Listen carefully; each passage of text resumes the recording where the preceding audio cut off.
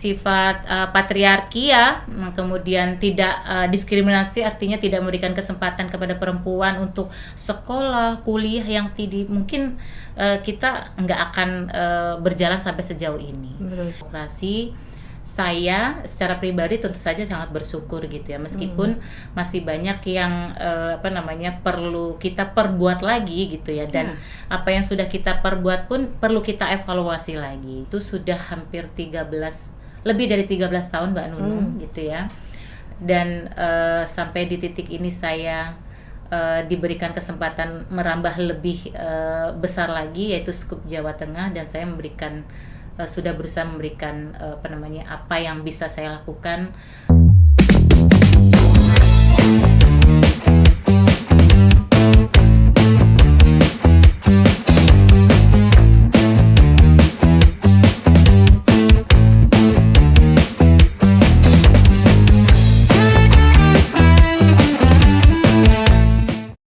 Hai teman pemilih, apa kabar? Semoga selalu sehat ya.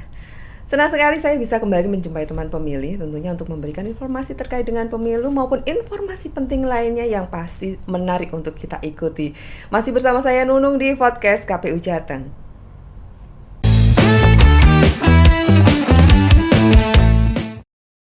Teman pemilih, bertepatan dengan peringatan Hari Kartini 2026, tentunya nggak asing lagi deh teman pemilih apa itu Hari Kartini.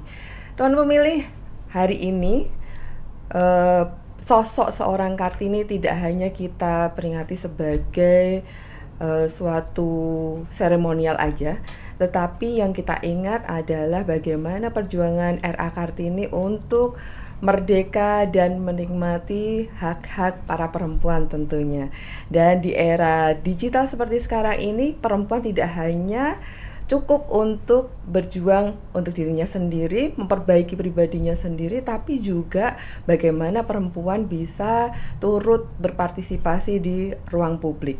Dan salah satu pilar utamanya adalah partisipasi demokrasi. Teman pemilih, untuk episode spesial peringatan Hari Kartini ini kita sudah hadirkan tamu spesial, salah satu pimpinan KPU Provinsi Jawa Tengah yang harapannya nanti bisa menginspirasi teman pemilih bagaimana menjadi sosok perempuan yang bisa mengisi kemerdekaan, tentunya salah satunya di demokrasi Indonesia seperti sekarang ini. Sudah saya spill tadi, tamu kita adalah salah satu sosok perempuan yang menjadi pimpinan KPU Provinsi Jawa Tengah. Langsung saja kita temuin beliau, Ketua Divisi SDM dan Litbang, Ibu May Nurlela. Ibu, selamat datang di studio podcast. Ya, terima kasih Mbak Nunung, ketemu lagi. Padahal cuma di bawah. Kita satu atap. Iya.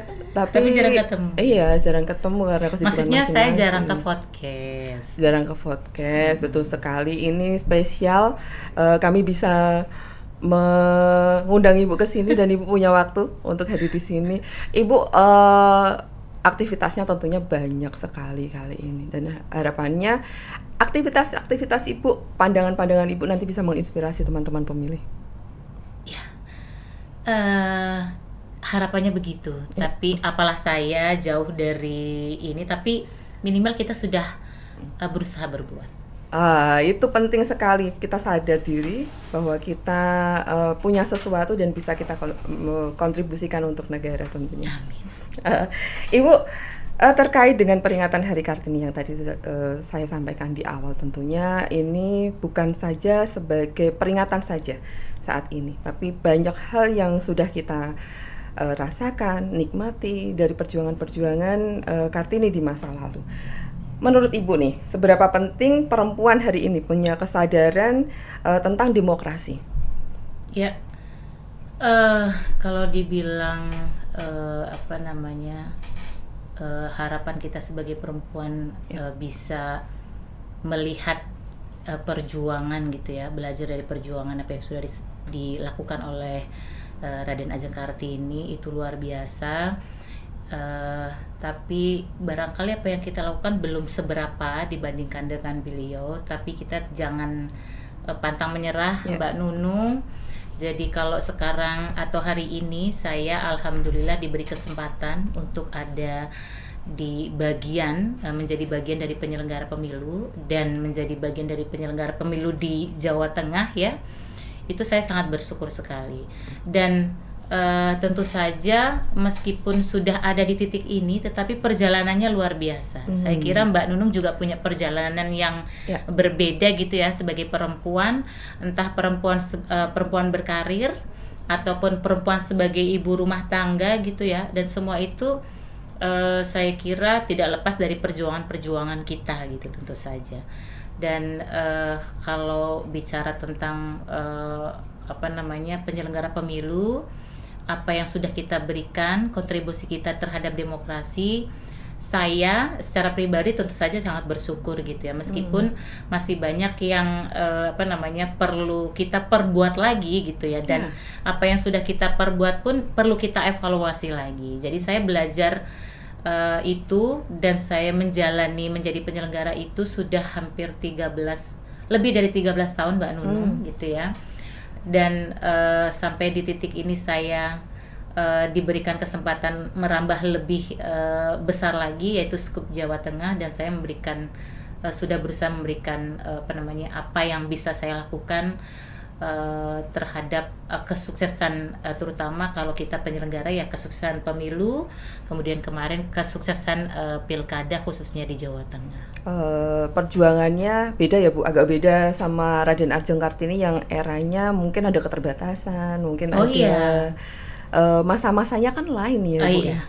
Kalau dulu kan diskriminasi perempuan itu masih luar biasa, meskipun hari ini juga masih gitu ya. Ada gitu. Tetapi barangkali itulah yang perlu kita perjuangkan. Ya, diskriminasi perempuan gitu ya. Sekarang toh sudah juga banyak orang memberikan kesempatan kepada perempuan, seperti hari ini kalau saya tidak ada masyarakat masih terkungkung dengan sifat patriarki ya, kemudian tidak diskriminasi, artinya tidak memberikan kesempatan kepada perempuan untuk sekolah, kuliah yang mungkin kita nggak akan berjalan sampai sejauh ini. Betul sekali. Kemudian soal pendidikan, kemudian kita diberikan kesempatan soal pekerjaan gitu ya. Memang belum banyak kesempatan menjadi pimpinan gitu ya. Dalam bidang apapun belum banyak, tapi minimal kita sudah berusaha. Tentu saja dengan bekal ya, tadi pendidikan kita, ilmu kita, attitude kita, bekal yang barangkali kita bisa menapaki jalan-jalan minimal semangat Kartini yang dulu di era zaman penjajahan gitu ya, dan sekarang berbeda gitu ya, tetapi kita terus saja meneruskan perjuangan RA Kartini. Kalau berbicara tentang sosok Raden Ajeng Kartini, tentunya teman-teman pemilih juga langsung yang terbesit adalah emansipasi ini Bu. Emansipasi di mana kesetaraan hak ini diperjuangkan pada masanya Raden Ajeng Kartini, yang kita tahu lah perjuangannya sangat-sangat tidak mudah pada saat itu ya Ibu, karena semangat beliau ini diterjemahkan di era digital. Iya. Jadi kalau belajar dari situasi Raden Ajeng Kartini zaman dulu itu kan dengan segala keterbatasan gitu ya, stereotip masyarakat yang masih memandang bahwa perempuan itu ada di jajaran yang rendah gitu ya, tidak diperbolehkan berpendidikan tinggi karena cukup ada di rumah saja gitu ya, menjadi konco wingking ya bagi para suami-suami atau laki-laki gitu ya yang nanti akan menjadi suaminya. Kemudian dia tidak boleh berpendidikan tinggi tadi, kemudian tidak boleh apalagi menjadi pemimpin ya pada zaman itu. Nah, sekarang zamannya sudah banyak berubah, meskipun masyarakat masih perlu kita edukasi terus ya, bahwa diskriminasi perlu kita hilangkan gitu ya, bahwa sekarang itu perempuan harus punya kedudukan yang sama, diberikan kesempatan dalam hal pendidikan, diberikan kesempatan dalam hal pekerjaan gitu ya. Toh sekarang juga banyak pemimpin-pemimpin kita yang itu adalah perempuan, meskipun kita masih terus mendorong mereka gitu ya, mendorong masyarakat untuk jangan berpikir seperti itu lagi gitu. Minimal juga mendorong para perempuan-perempuan ini untuk bangkit dan maju. Ya minimal dari pendidikan. Kemudian kalau kemarin banyak perempuan, kalau saya itu kadang-kadang turun ke lapangannya ya, bertanya kepada para perempuan-perempuan itu ya, contoh teman-teman saya misalnya, yang sesungguhnya dia punya kecerdasan yang cukup gitu ya, kesempatan yang banyak gitu ya. Dan saya kira dia juga atau perempuan ini atau teman saya yang saya tanyakan ini juga sesungguhnya punya punya standar yang baik gitu ya untuk menjadi pemimpin. Misalnya kalau kita ada di lingkungan penyelenggara, saya dorong mereka untuk menjadi peserta pemilu, yaitu menjadi calon legislatif atau menjadi calon bupati wakil bupati gitu ya. Tetapi sebelumnya, kalau sekarang sudah lumayan mereka terbuka pikirannya. Kalau jauh sebelumnya itu mereka enggak lah, saya untuk apalah, saya beginilah, saya tidak berkemampuan lah, saya tidak paham politik lah, saya tidak inilah gitu ya, cukup ada di laki-laki. Kalau sekarang sudah cukup terbangun gitu ya Mbak Nunung, mereka sudah mau ada di depan dan itu sudah terlihat dari calon-calon bupati kita, wakil bupati kita, calon legislatif kita yang itu adalah perempuan. Dan harapan kita tentu saja Mbak Nunung, para perempuan-perempuan yang menjadi pemimpin ini dapat melancarkan. Kalau kita itu terus saja meneruskan perjuangan RAKT ini, tetapi bagi mereka yang pengambil kebijakan gitu ya, hal ini kemudian dilancarkan, didorong oleh undang-undang atau regulasi gitu ya, atau wadah-wadah organisasi yang mendorong perempuan untuk maju ke depan. Langkah-langkahnya juga sekarang lebih mudah untuk perempuan-perempuan ini tampil, nggak harus tampil itu kan dulu kalau zaman-zaman dulu begitu tampil di TV perempuan itu mungkin masih hal-hal yang agak tabu-tabu dan malu-malu gitu ya bu perempuannya. Tapi sekarang dengan adanya era-era yang mempermudah perempuan ini tampil, bukan lagi hal-hal yang menjadi PR atau kesulitan tersendiri untuk perempuan ini ya Bu? Iya betul. Kalau dulu perempuan itu, kalau Raden Ajeng Kartini itu kan identik dengan kebaya gitu ya, maka perempuan berkebaya gitu ya. Tetapi hari ini kan bukan lagi persoalan pakaian busana berkebaya gitu ya, betul. Tapi bagaimana mengemas perempuan ini menjadi perempuan yang berpendidikan gitu ya, punya standar yang baik yang sama dengan laki-laki gitu ya. Di luar memang kodrat kita, kodrat perempuan sebagai perempuan itu sendiri gitu. Dan hari ini kita tidak bicara lagi tadi, mungkin hari ini kita masih pakai batik, mungkin juga pakai celana, pakai rok gitu ya. Tetapi mungkin tidak banyak lagi yang memakai batik, tapi bukan berarti kita tidak meneruskan perjuangan RAKT. Karena perjuangannya sudah berubah sekarang ya Mbak Nunung. Sekarang perjuangannya bagaimana kita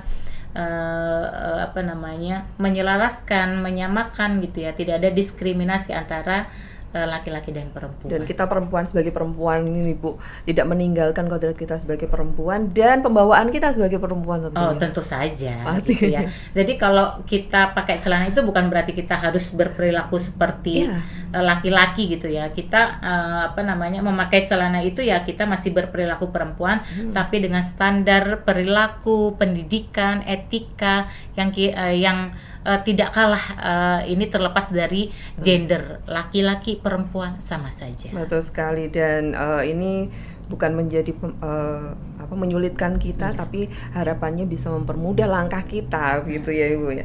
Ibu kalau di sebuah lembaga seperti KPU ini, bagaimana mendorong peran perempuan berpartisipasi aktif dalam demokrasi? Ya, bicara tentang perempuan dalam demokrasi ya Mbak Nunung. Alhamdulillah sekali kita diberikan kesempatan untuk ada dan menjadi bagian dari penyelenggara. tentu saja ini kesempatan yang diberikan oleh negara gitu ya, oleh KPU RI yang memberikan kesempatan kepada kita untuk kita ada di sini, dan kita juga wajib memberikan kesempatan kepada teman-teman di bawah, misalnya di kabupaten, di badan ad hoc, kecamatan, PPS sampai dengan KPPS. Dan itu kita sudah dorong mereka ya di pemilu pilkada kemarin, partisipasi penyelenggara pemilu untuk perempuan itu semakin meningkat dan kualitasnya semakin bagus gitu ya. Dan tidak kalah dengan laki-laki yang dulu distereotipkan menjadi lebih unggul, lebih baik, lebih cekatan gitu. Sekarang udah nggak ada perbedaan di situ, dan itu sudah terbukti dengan kerja-kerja kita kemarin. Nah, sementara kalau tentang partisipasi perempuan untuk menjadi peserta pemilu, kemarin kita juga sudah dorong di regulasi kita, di PKPU kita juga ada bahwa kita wajib memberikan kesempatan memperhatikan keterwakilan perempuan 30%. Dan itu sudah dipenuhi ya kemarin. Meskipun pada akhirnya barangkali keterpilihannya itu masih perlu kita dorong lagi gitu, supaya keterpilihan perempuan di baik lembaga legislatif maupun lembaga eksekutif itu semakin meningkat dengan perempuan-perempuan yang tampil dan menjadi pemimpin kita. Dan rupanya sekarang juga sudah banyak pemimpin di Jawa Tengah yang perempuan ya Ibu ya.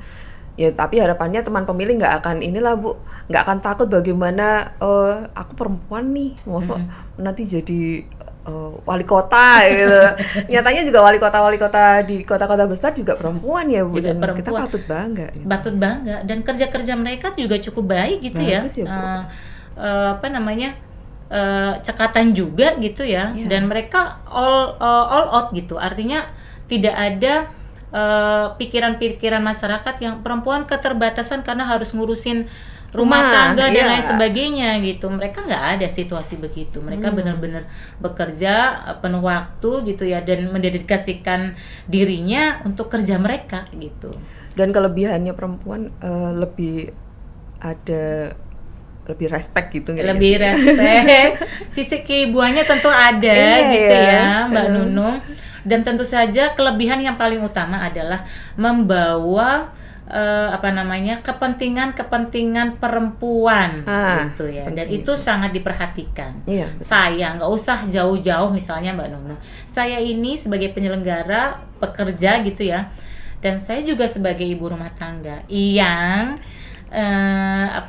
masih memperhatikan harga telur, harga apa gitu ya, nggak jauh dari belanja. Dan itu kebutuhan primer kita kan. Gitu.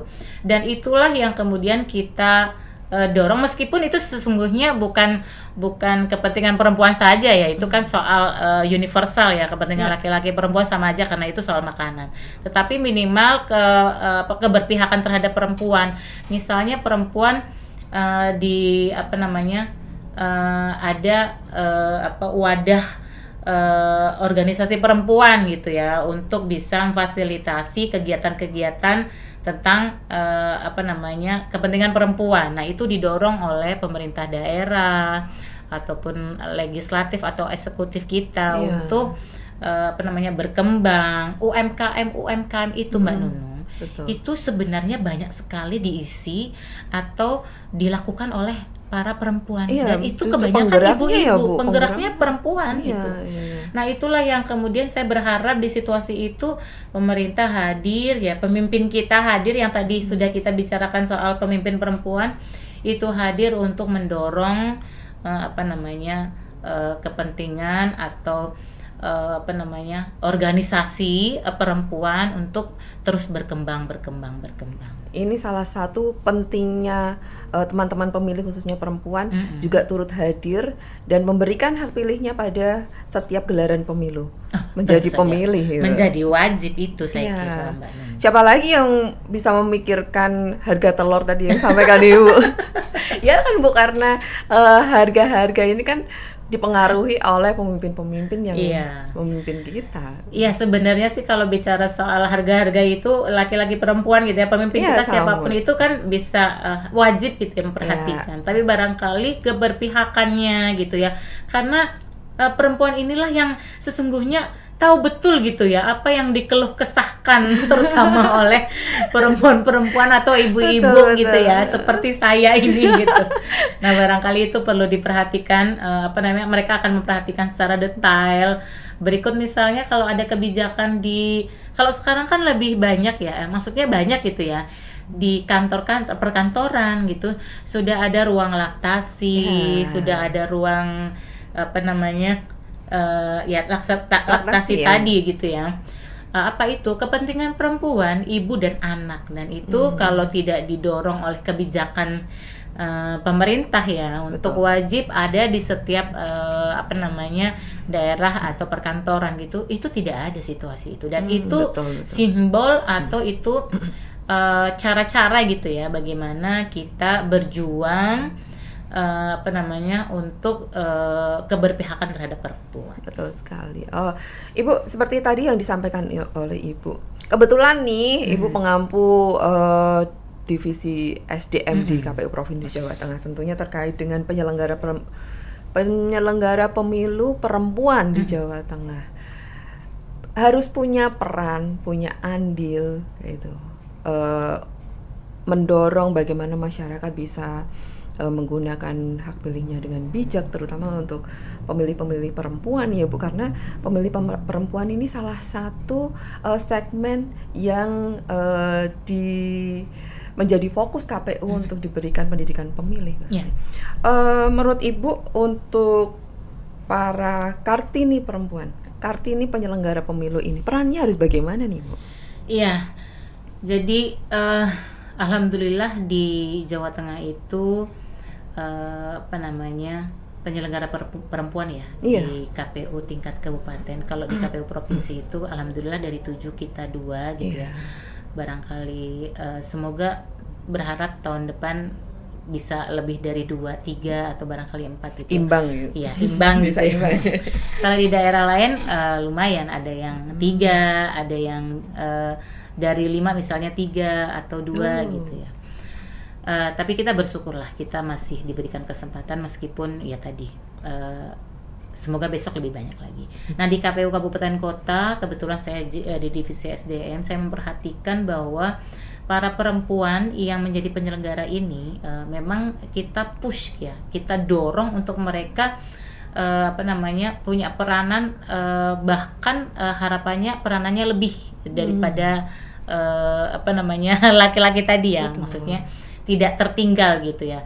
Saya seringkali tidak bertoleransi gitu ya terhadap alasan-alasan ketika mereka bilang harus beginilah, harus begitulah, harus ada kepentingan keluarga dan lain sebagainya gitu ya. Saya kira itu mereka perlu mengatur waktu gitu ya antara rumah tangga, antara dia sebagai ibu gitu ya, dan juga dia sebagai penyelenggara pemilu. Kemarin itu di pemilu di tahapan ya, setiap kali tahapan kita itu dituntut untuk 24 jam gitu ya Mbak Nunung, seperti juga Mbak Nunung. Malam-malam kita masih ditelepon gitu, dan kita mendorong mereka untuk ayo siap dan sigap gitu. Dan baik-baiklah, pintar-pintarlah dalam mengatur waktu. Jangan sampai urusan-urusan domestik yang ada di setiap individu perempuan-perempuan penyelenggara ini menjadi alasan untuk mereka terlambat, tidak mengerjakan sesuatu, tidak mengerjakan pekerjaannya gitu ya, atau tertinggal dari yang lain.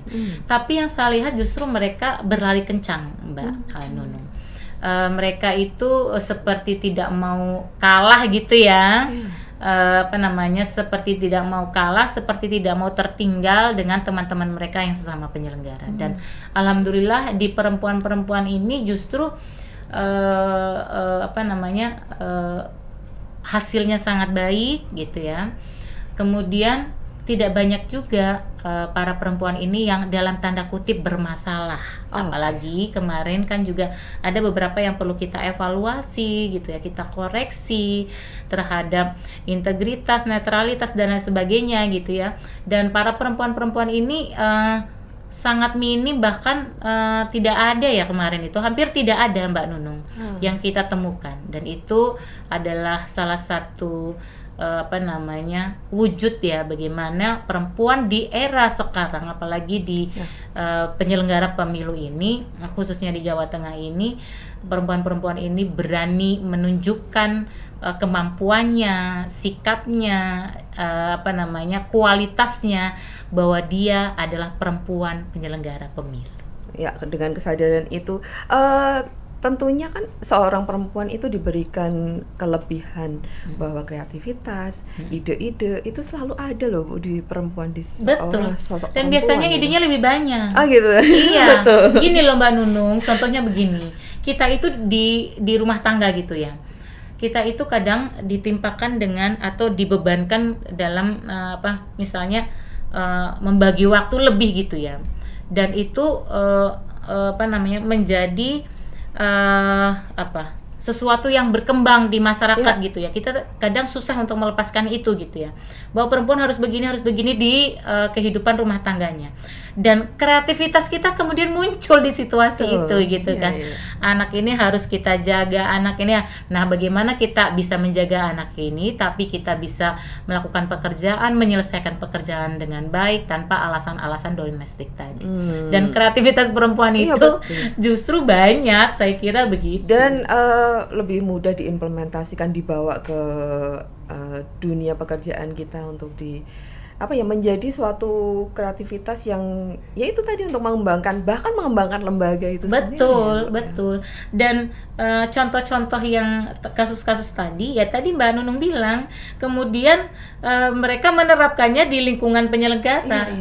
Perempuan-perempuan ini banyak menulis buku, banyak loh yang menulis buku. Betul. Ya. Kemudian mereka banyak melakukan eksperimen atau kreativitas terhadap misalnya model sosialisasi, pendidikan pemilih. Betul. Gitu, pendekatan emosional terhadap pemilih. Nah itu mungkin yang lebih dapat lagi gitu ya Mbak. Lebih mengena kalau yang membawakannya adalah perempuan. Kita meyakini aja begitu Bu, karena kan karena kita punya insting yang lebih baik gitu. Bukan emosi perempuan. Saling mendukung. Woman support woman. Jangan lupa ini Mbak Nunung, pemilih perempuan itu lebih tinggi daripada pemilih laki-laki. Dan tingkat kehadiran perempuan ternyata juga lebih tinggi daripada laki-laki gitu. Itu di beberapa kasus. Nah, sementara di kasus yang lain tingkat jumlah pemilih di suatu tempat gitu ya, untuk perempuan itu sesungguhnya tidak jauh berbeda dengan laki-laki, sedikit lebih kecil, tetapi justru tingkat kehadirannya itu lebih tinggi daripada laki-laki, dan itu sudah terbukti dengan berbagai riset-riset yang saya baca. Dan saya dulu juga mengambil S2 saya mengambil itu Mbak. Dan ternyata memang di beberapa tempat riset itu kemudian menunjukkan bahwa tingkat kehadiran perempuan itu lebih tinggi daripada laki-laki. Dan itu bisa jadi bukti bahwa perempuan di era sekarang itu sudah berani untuk menunjukkan dirinya, untuk lebih mengeluarkan pendapat. Betul sekali, dan berani bersikap. Pilihan mereka kan sikap mereka ya Mbak. Betul. Dan itu mereka tanpa ditekan gitu ya oleh pihak-pihak lain. Betul sekali. Dan ini harapannya masih berlangsung sampai nanti pemilu-pemilu yang selanjutnya, kita masih bisa merasakan bagaimana perempuan ini berkiprah. Iya. Dan harapannya justru bukan hanya sebagai pemilih ya. Kalau tadi pemilih sudah terlihat baik, bagus gitu ya, tinggal kita tingkatkan lagi. Harapannya nanti di penyelenggara pemilu lebih banyak lagi perempuan. Betul. Dan bukan cuma hadir saja, tetapi kualitasnya semakin baik. Betul. Gitu ya, pendidikannya semakin tinggi, kemudian di peserta pemilih ya, karena ini sangat krusial gitu ya. mereka menjadi pemimpin kita, maka kita dorong lagi untuk perempuan-perempuan ini tampil lebih banyak lagi. Nah, baik. Kita tunggu nanti Bu, selanjutnya. Ibu, satu lagi deh. Saya ini penasaran ini, Bu. Kalau kita berbicara tentang Kartini modern, satu kata untuk menggambarkannya ini dari Ibu. Satu Dan kata. alasannya apa? Iya. Satu kata. Inspiratif. Inspiratif. Kenapa nih, Bu? Ya karena Kartini pada zaman dulu itu kan terkungkung oleh situasi yang tidak mendorong dia sesungguhnya untuk berkembang gitu ya. Dengan walaupun Kartini itu cukup berada ya, dia bukan orang yang berada di tingkat yang paling bawah gitu ya. Tetapi kondisinya kan kemudian tidak memberikan keleluasaan untuk dia bisa bergerak lebih tinggi lagi, lebih maju lagi. Tetapi dengan gerakan dia, dengan semangat dia gitu ya, semangat Kartini, sehingga Kartini ini berusaha untuk mendudukkan dirinya gitu ya, tidak kalah dengan laki-laki. Dia di tengah situasi begitu, dia berusaha untuk punya pendidikan yang baik, yang bagus. Dia berusaha untuk mengeluarkan ide-idenya, mengeluarkan pendapat-pendapatnya, meskipun banyak ditentang oleh orang-orang lain gitu. Nah, hari ini saya kira kenapa kemudian inspiratif, ya kita belajar dari situasi itu di era zaman sekarang, zaman yang mungkin luar biasa lah ya, era digital, kemudian persaingan semakin tinggi gitu ya. Saya kira perempuan ini tidak boleh berkecil hati, terus saja maju, belajarlah yang tinggi, karena sesungguhnya menjadi ibu pun itu harus cerdas. Betul sekali. Harus pintar gitu ya. Harus punya pendidikan, karena kalau kita punya pendidikan yang tinggi, secara emosional kita semakin baik. Itu yang pernah disampaikan kepada saya. Pendidikan itu sesungguhnya bukan saja mengajarkan soal bagaimana pengetahuanmu semakin luas, tetapi bagaimana kebijaksanaanmu semakin diasah. Nah, perempuan walaupun ibu rumah tangga itu harus bijaksana. Apalagi kita bekerja di luar rumah, ya bijaksana untuk ada di luar, bijaksana untuk ada di rumah, dan bijaksana untuk mengelola semuanya dengan baik.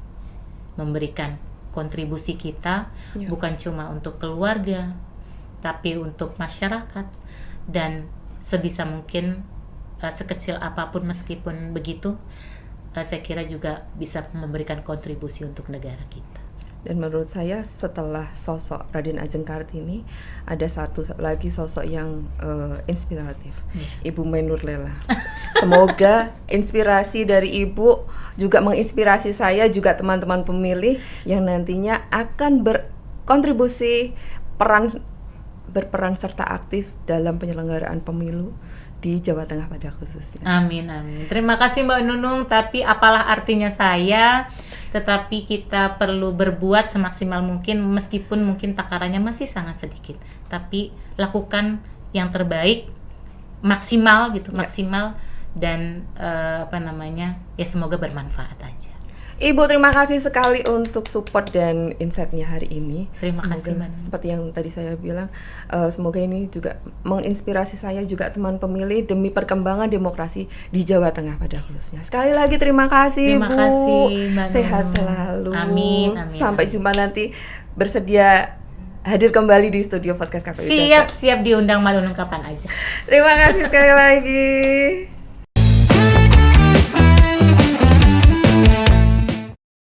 Ya teman pemilih, demikian tadi bincang-bincang saya bersama dengan Ibu Mainur Lela, anggota KPU Provinsi Jawa Tengah, Ketua Divisi SDM dan Litbang. Terima kasih sudah selalu mendukung KPU Provinsi Jawa Tengah dengan mengakses media sosial KPU Provinsi Jawa Tengah, dan jangan lupa ya selalu dukung untuk mendapatkan informasi yang akurat terkait dengan penyelenggaraan pemilu. Jumpa lagi dengan saya Nunung di podcast KPU Jateng episode selanjutnya.